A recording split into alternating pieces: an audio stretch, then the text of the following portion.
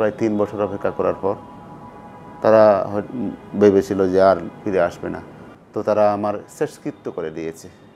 Michael Chakma নিখোঁজের পর এমন কোনো জায়গা নেই যেখানে খোঁজ করেনি তার পরিবার। পুত্রশোকে গত হয়েছে বাবাও। 3 বছর তাকে খোঁজ না পেয়ে অবশেষে শেষকৃত্য করেছে পরিবার। হাসিনা সরকারের পতনের পর 5 বছরেরও বেশি সময় পর আয়নাঘর থেকে মুক্তি পেয়েছে মাইকেল চাকমা। সেটি তার কাছে এখনও অবিশ্বাস্য। পরিবারের সদস্যরা তাকে পেয়ে যেমন খুশি তেমন আবেগ আপ্লুত। এরকম হয়েছে তো, আমি যখন নিখোঁজ হওয়ার পর তারা অনেক খোঁজাখুঁজি করেছিল আমাকে।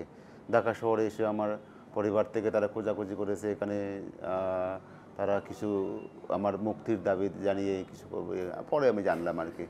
তো আমিও জানতাম না আসলে।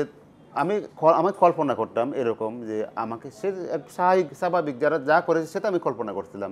হয়তো আমাকে হসপিটালে খুঁজতে যাবে, কোনো একটা মৃত ব্যক্তির সংবাদ শুনলে ওই লোকটা আমি কি না, হয়তো তারা পুলিশ স্টেশনে যাবে আমার পোস্ট নিতে, কোথায় আছে কী অবস্থা। ঠিক সেটাই হয়েছে। আমি আমি নারায়ণগঞ্জে কোনো ওই আমার নিখোঁজ হওয়ার পর নারায়ণগঞ্জের ওদিকে নাকি কোনো একটা লাশ পাওয়া গিয়েছিল। ওই লাশটা তারা আমার মতো আমি কি না তারা কনফিউশনে ছিল, মর্গে দেখতে গিয়েছিল যে সেটা আমি কি না। কিন্তু ওদের ফরনের শার্ট আর লুঙ্গি দেখে তারা কনফার্ম হয়। তখন তো বোঝা যেত না যে লোক, তখন তো তার ওই যে লাশের অবস্থা খুব খারাপ হয়ে গিয়েছিল। তো আমার ওর শার্ট আর লুঙ্গি ফোরা দেখে তারা কনফার্ম হলো যে সেটা আমি না, আমার ওই ড্রেস তো আমার ছিল না। মানে তবুও তারা অপেক্ষা করতে লাগলো অনেক বছর, প্রায় 3 বছর অপেক্ষা করার পর তারা ভেবেছিল যে আর ফিরে আসবে না। সবাই বলছে আর তো আসবে না, কেউ তো সংবাদ দিতে পারছে না, খবর পাচ্ছে না যে বেঁচে আছে কি নাই, কোনো সারা শব্দ নাই।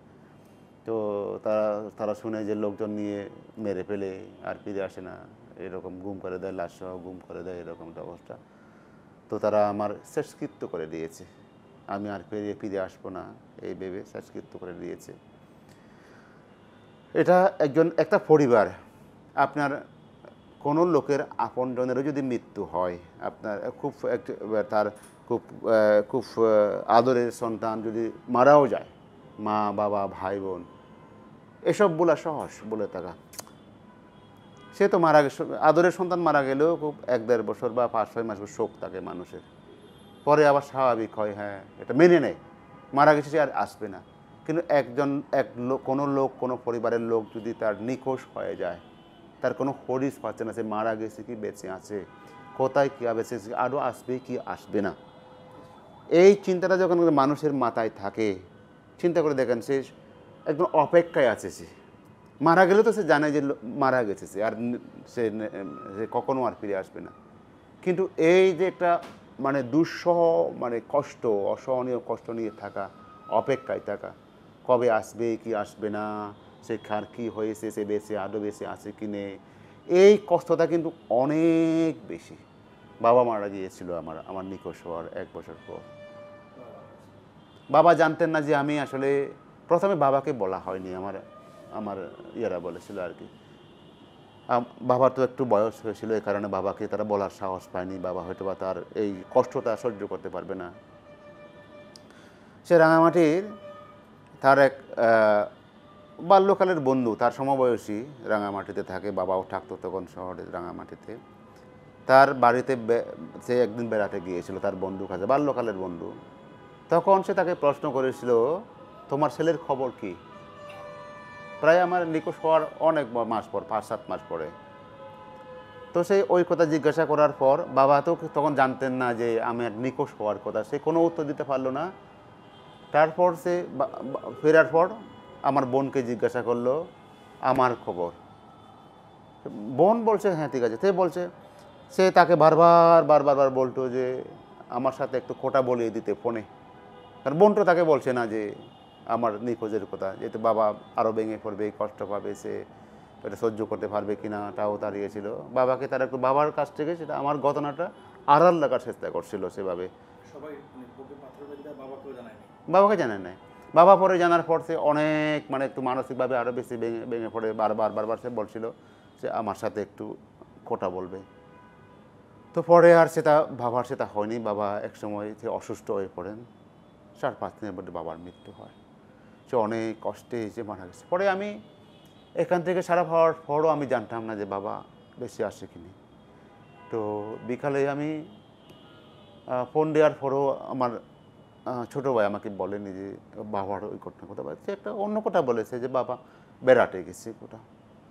তো পরে রাতে যখন আমার ছোটো বোন, আমার এক বড় বোনকে আমি ফোন দিলাম, তখন সে অনেক কান্নাকাটি করছিল যে আর কথা বলতে পারেনি বাবার কথা, বাবা কেমন আছেন জিজ্ঞাসা করার পরে সে একদম কান্না করতে লাগলো। আর আমিও কথা বলতে পারিনি সেরকম, সেও কান্না করছিল।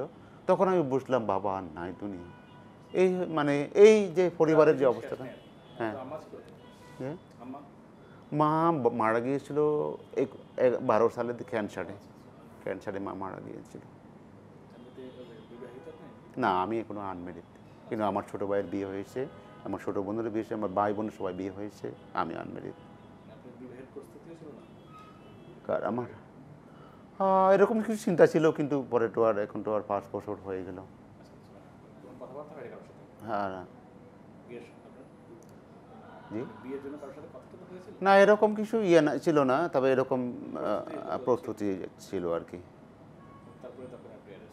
হ্যাঁ, আমি আর কি তুলে নেওয়া হলো। এটা তো অ্যারেস্ট বলা যাবে না, অ্যারেস্ট বলে তো আপনার লাগবে, আইনের একটা প্রক্রিয়ার মাধ্যমে এটা অ্যারেস্ট করতে। এটা তো অ্যারেস্ট বললে তো এটা আইনের ব্যাপার চেপার চলে আসে। এটা আমি আর এটা আমাকে ছেড়ে দিয়েছিল তারা গত 7ই আগস্ট, 5ই আগস্ট। আমি কিছু জানতাম না, না স্কোপ না, একদম কিছু ছিল না। আমাকে ওই দিন রাতে 6-7-এর ওই মধ্যরাতে আর কি, আনুমানিক রাত 3টায় আমাকে ঘুম থেকে জাগানো হয়। আমি মনে করছিলাম এটা খুব স্বাভাবিক একটা, মাঝে মাঝে তারা এভাবে রাতে নিত না, নর্মালি দিনের বেলায় ট্রান্সফার করতো গাড়িতে করে এই জায়গা থেকে ওই জায়গায়, একটা নাটক টাটক করতো আর কি। কিন্তু এই জায়গাগুলো আমার মনে হয় একদম সেম, মানে এই জায়গায় ওদের তো আলাদা আলাদা ঘর আছে, কিন্তু এক একটা জায়গার সিস্টেমটা এক এক রকম।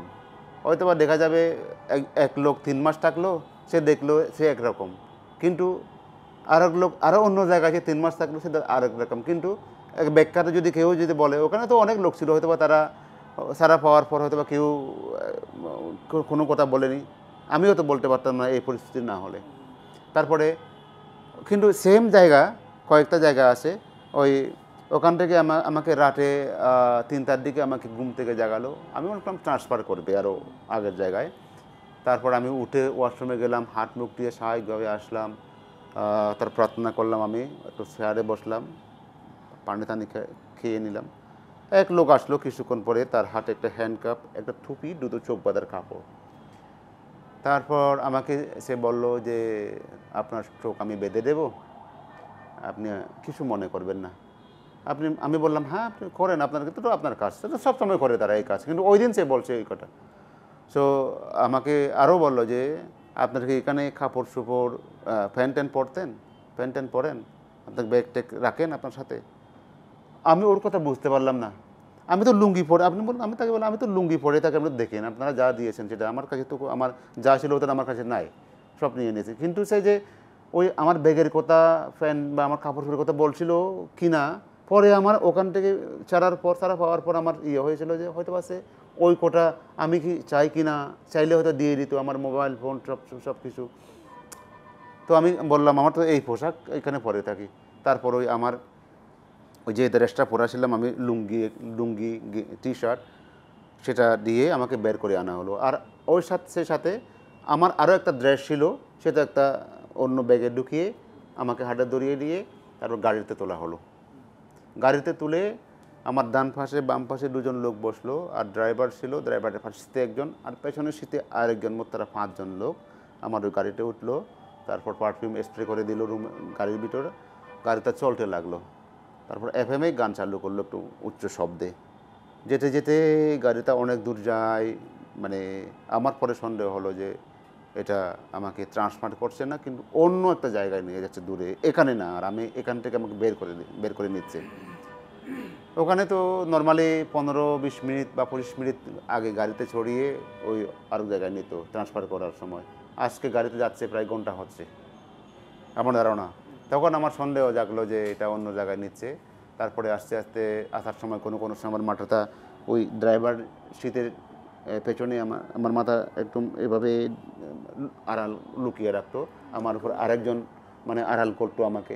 তারপর আর কিছুক্ষণ আমার মাথা তুলে দিয়ে বলতো ঘুমান, মানে প্রায় সময় কোনো কোনো সময় এরকম করতো। আমি তো বুঝতে পারতাম না। আমি পরে এ নিয়ে আবার চিন্তা করলাম, আগে তো এরকম কখনো করেনি তারা। হ্যাঁ, এরকম তো আমার ছিল না। তখনও আমি চিন্তা করলাম যে আমাকে কোথায় নিয়ে যাচ্ছে, এরকম আমি ধারণা করলাম আমাকে হিলে নিয়ে যাচ্ছে হয়তো বা। ওখানে নিয়ে গিয়ে তারা এখন কী করতে পারে আমার চিন্তা দুটো, এক হচ্ছে আমাকে মেরে ফেলবে, দুই আমাকে থানায় নিয়ে তারা আমাকে কোর্টে মিথ্যা মামলা অস্ত্র গুজে দিয়ে আরও হয়তো আমাকে জেলে দেবে, যেহেতু তারা কিন্তু আমার সব সময় বেশি ইয়ে ছিল। এখন আমি চিন্তা করি এখন যদি আমাকে তারা ছেড়েও দেয় তাদের তো বিপদ, তারাও বিপদ। যেহেতু যদি আমাকে নিয়ে যদি খোঁজাখুঁজি করে এখন যদি আমাকে থানায় দেয় নিজেরাই, তখন তো প্রমাণ হবে যে এটা গভর্নমেন্ট করেছে, না এটা করবে না, আমাকে মেরে ফেলবে। মানে এটা আমার একটা ইয়ে ছিল। তো যাওয়ার সময় আমি আজানের শব্দ শুনতে পেলাম, একটা ভোরের আজান, 1 ঘন্টা খানেকের পরে বুঝলাম যে হ্যাঁ এটা তো ভোরের বেশি আর দেরি নয়। গাড়ি চলছে তখন রাস্তা ফ্রি, কোথাও তেমন জাম পাচ্ছিলাম না। হ্যাঁ, তারপর কিছুক্ষণ পরে একটা FM বন্ধ হয়ে গেল, আর ধরে না। আর তারপরে বুঝলাম আমি ঢাকা শহর থেকে অনেক দূরে চলে এখন অনেক দূরে আছি। এখন FM যখন মানে পাচ্ছে না, আর FM এর কোনো ইয়ে পাচ্ছে না। তারপরে গাড়ি যেতে যেতে আমার একটু লুজ ছিল কাপড়টা, যে কাপড় বেঁধেছি একটু লুজ ছিল, মানে আমি এদিকে একটু ঘষাঘষি করলে এইভাবে শীতের মধ্যে একটু এদিকে একটু উপরে উঠলে এই বরাবর আমি একটু দেখি মানে প্রথমে দেখলাম রাতের সময় একবার মানে চেষ্টা করছিলাম দেখলাম স্ট্রিট লাইট, রাস্তার লাইটগুলো দেখলাম। অনেক চোখ বন্ধ করে থাকতে থাকতে আবার যখন চোখ খুললাম তখন দেখলাম বোর হয়ে গেল, তো আলো দেখলাম, মানে একটু রাস্তা একটু দেখি গাড়ি টাড়ি যায়। পরে চেষ্টা করতে করতে তবু আর ভয় হয়। তখন আমার ডানে বামে যারা ছিল ঘুমাচ্ছিল, তারা ঘুমেছিল, সামনে শুধু ড্রাইভার জেগে আছে। সামনে শীতে যে বসছিল তো একটু গেঞ্জি পরা, টি শার্ট পরা, ব্লু লাইট ব্লু মনে হয় তার গেঞ্জিটা, বয়স্ক বলতে 50-এর উপরে বয়স হবে। সেও দেখে ঘুমাচ্ছে, লোকটা জেন্টলম্যানের মতো, সে একদম সিভিল। ডানে বামে তারাও ঘুমাচ্ছে, আমার কোলেও তারা মাথা আসতেছে ঘুমের মধ্যে। তারপর যেতে যেতে তারপর অনেকক্ষণ পরে আমি গাড়ি দেখলাম, ওই যে ফলো করতেছে আর্মি গাড়ি। পরে দেখতে চেষ্টা করতে আর্মি গাড়ি। তো আমার ভয় ছিল যে শেষ পর্যন্ত আমাকে আর্মির হাতে তুলে দিল কিনা। তাও আমার চিন্তা হয় যে আর্মি কেন এখান থেকে নিয়ে যাবে ঢাকায় এসে, এখানে তো আর্মির কোনো ইয়ে নাই, সব পুলিশের কারবার। আমার হিলে গেলে না আমি আর্মি নিতাম। এটাও আমার কাছে একটা অনেক অদ্ভুত লাগছিল। তো যেতে যেতে আমাকে প্রায় 3-4 ঘন্টা পরে ওই বাম দিকে গাড়িতে মোড় নিয়ে একটু ভিতরে ঢুকলো, ওখানে থামলো, আরেক পার্টি এসলো, ওখানে আমাকে আরও তোলা হলো অন্য একটা গাড়িতে। ওখান থেকে আমার হ্যান্ডকাপ খুলে দিয়ে তারপর চোখের টুপিটা খুলে নিল, একটা কাপড় রাখলো। ওই গাড়িতে তোলার পর আমাকে একটা গামছা ছিঁড়ে 2 টুকরা করে গামছা দিয়ে হাত বেঁধে দিল, চোখও বেঁধে দিল গামছা দিয়ে। তখনও বলেনি আমাকে তারা ছেড়ে দেবে। তারপর গাড়িটা ওই লোক আমাকে বলছিল যে তুমি চিল্লাফাল্লা করবে না, ডাকাডাকি করবে না, একদম মানে কোনো কিছু করবে না, চুপ থাকবা। আমি তো তার কথা বুঝতে পারছিলাম না তখন। তবুও আমার মনে হচ্ছিল তারা আমাকে হয়তো বা কোথাও নিয়ে গিয়ে মেরে ফেলবে, চিৎকার করলে লোকজন শুনবে এই কারণ। তো পরে একজন লোক, সামনে বসা লোকটা জিজ্ঞাসা করছিল যে তুমি আপনি নাম কি? আমি আমার নাম দিলাম। সে বলছে নাস্তা খেয়ে এসে সকালে নাম দিলাম, না নাস্তা খাওয়া হয়নি। সে বলছিল যে তোমাকে আমরা কিছুক্ষণ পর ছেড়ে দেবো, হ্যাঁ তুমি আজকে বাড়িতে গিয়ে লাঞ্চ করবা, ঠিক আছে একটু থাকো কিছুক্ষণ। তো ওই কথা বলার পর ওই ডান সাইডে বসা লোকটা আছে তখন বলল যে কিছুক্ষণ পরে তোমাকে আমরা একটা জায়গায় রেখে আসবো, ওই জায়গায় তুমি আধা ঘন্টা পর্যন্ত বসে থাকবা, ওখান থেকে যদি তোমরা উঠো আমরা গুলি করব। ওখানে উঠবা না, আধা ঘন্টা পরে তুমি হাত চোখ খুলে বাটন খুলে দৌড় দিয়ে পালিয়ে যাবা। তো আমি আবার ভাবছিলাম যে তখন দৌড় দিলে গুলি করবে। তারপরে ওখানে গেলাম, কিছু দূর গেল গাড়িটা, 10-15 মিনিট হবে এটা, গাড়ি থামলো, তারপর নামালো গাড়ি থেকে, দরজা খুলে নামিয়ে একটু জোরে হেঁটে নিয়ে একটা জায়গায় রাখলো তারা, বললো বসো, বসলাম, শুয়ে পড়লাম, তারপর শুয়ে পড়ে তারপর তারা তো আর কোথায় গেল জানি না। তারপর আমি আনুমানিক আধা ঘন্টা ওখানে শুয়ে থাকার পর উঠলাম, তারপর কোনো রকম বান্নাটা খুললাম, চোখ খুললাম, দেখলাম ওখানে সেগুন গাছ, ছোটো ছোটো একটা বড় বড় সেগুন গাছ। এটা কোথায় জানতাম না জায়গাটা। পরে ওখান থেকে উঠে এসে রাস্তার এদিকে চলে আসলাম, ওখানে একটু হাঁটাহাঁটি করতে করতে দেখলাম একটা ইয়ে আছে, সাইনবোর্ড আছে বন বিভাগের, সেখানে লেখা আছে বন বিভাগ কী কী প্রজাতির গাছ লাগিয়েছে তার লেখা আছে, তার নিচে লেখা আছে খড়ের হাট বিদ, খড়ের হাট বিদ, খড়ের হাট। এটা মিরসরাইয়ে পড়েছে, এটা মিরসরাই, এটা রামগড়, খাগড়াছড়ির জেলার রামগড় উপজেলা, একদম সীমান্তবর্তী চট্টগ্রামের কাছাকাছি, ওই খাগড়াছড়ি আর চট্টগ্রাম জেলার একদম বর্ডারে ওই জায়গাটা। তো তাও বুঝতে পারলাম না, খড়ের হাট তো বুঝলাম, এটা কোন জায়গা তাও তখন বুঝতে পারলাম না আমি। এখন গাড়ির কোন দিকে যায়, এদিকে কোন দিকে ওইদিকে কোন দিকে যায় তাও বুঝতে পারলাম না। পরে ওখান থেকে প্রায় আরও 30-40 মিটার দূরত্বে রোড উঠেছে একদিকে রাস্তায়, ওদিকে গেলাম তো রোডে হাঁটাহাঁটি করার জন্য। হাঁটাহাঁটি করতে করতে ওদিকে আরও দেখলাম একটা রোড ডিভিশনের নেম ফলক আছে, তাদের মানে মাইল ফলক। কাছাকাছি গিয়ে দেখলাম সেখানে এক সাইডে লেখা আছে হেয়াকো 8 কিলোমিটার, রামগড় 28 কিলোমিটার, আরেক দিকে লেখা আছে হেয়াকো না বারোয়ারহাট 12 কিলোমিটার।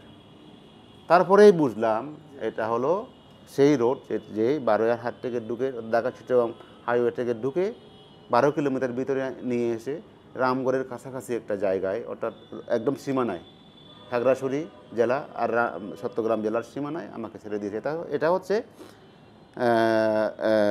ঢাকা যাওয়ার রাস্তা, অর্থাৎ চট্টগ্রাম বারোয়ারহাট হয়ে মেন রোড হয়ে।